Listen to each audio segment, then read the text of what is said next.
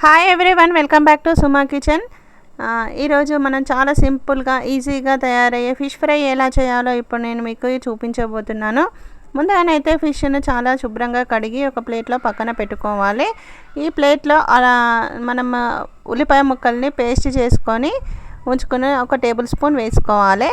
దీనికి ఒక table spoon అల్లం వెల్లుల్లి పేస్ట్ యాడ్ చేసుకోవాలి.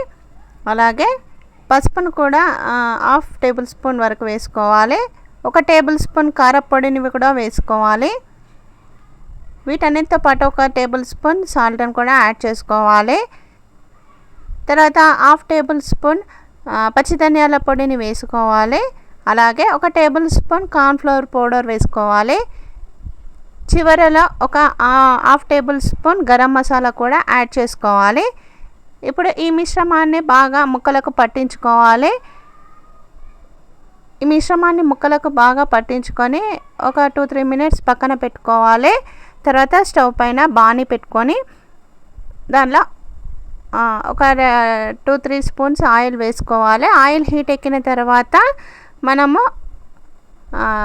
ఫిష్లను పెట్టుకున్నాం కదా పక్కకు, ఒక్కొక్కటి ఒకదాని వెంబట ఒకటి దూరంగా వేసుకోవాలి.